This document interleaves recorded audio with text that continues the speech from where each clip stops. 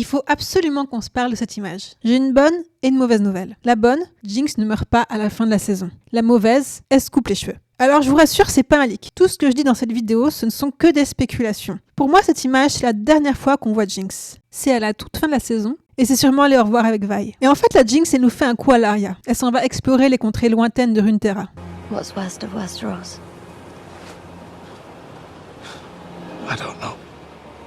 No one knows. It's where all the maps stop. That's where I'm going. On remarque aussi que Jinx, elle regarde la caméra. Elle nous regarde. Nous, oui, vous avez bien entendu, vous et moi. Parce que Amanda, Christian, Alex et tous les autres, ils savent à quel point on aime Jinx et on a besoin qu'elle nous dise au revoir à nous aussi. Fait que regardons en détail. Ouais, vous allez voir, il y a beaucoup de choses à en dire. Premièrement, elle est dans un dirigeable. On voit là qu'il y a un volant. Elle réalise enfin le rêve de Powder. One day, I'm gonna ride in one of those things.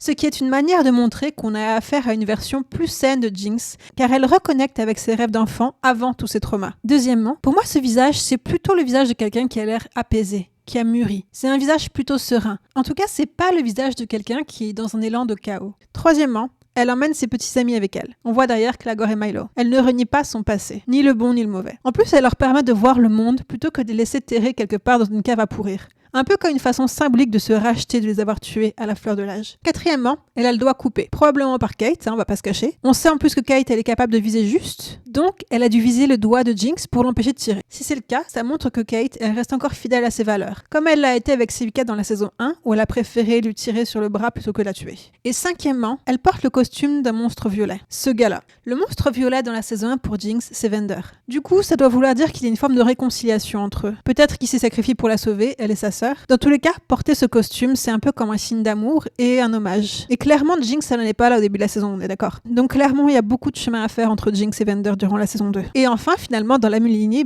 c'est teint les cheveux en violet. Mais on dirait aussi qu'ils sont coupés. Alors moi, je vois ça comme une façon pour elle de dire au revoir à une version d'elle-même et de passer à autre chose. On connaît tout ça, se couper les cheveux après une rupture ou un changement significatif dans notre vie. Dans certaines cultures d'ailleurs, on croit que les cheveux gardent une mémoire émotionnelle. C'est d'autant plus vrai dans le cas de Jinx, car ses longs cheveux peuvent représenter cette façon qu'elle a de rester attachée au passé, en ne touchant pas à cette partie d'elle-même et en laissant pousser ses cheveux indéfiniment. Et ils sont aussi symboliques de la Jinx qu'elle a été durant toute sa phase destructrice. Un design qui a probablement été pensé en conscience, étant donné que les longs cheveux qui volent au vent, ça représente facilement un genre de folie intérieure. Du coup, les couper, c'est comme dire au revoir à cette mémoire du passé. Dans tous les cas, Riot prend le risque de modifier un aspect méga important du design de Jinx, auquel on était très attachés. Alors pourquoi cette décision ? Moi, j'y vois là-dedans la volonté de nous aider nous aussi à faire le deuil de Jinx. Parce qu'il n'y a pas Jinx qui a un paquet de deuil à faire. Nous aussi, à la fin de la saison 2, on va en avoir plein. Et je verrais très bien Amanda Overton nous encourager à commencer ce deuil en modifiant chez elle quelque chose auquel on était super attachés pour laisser place au nouveau.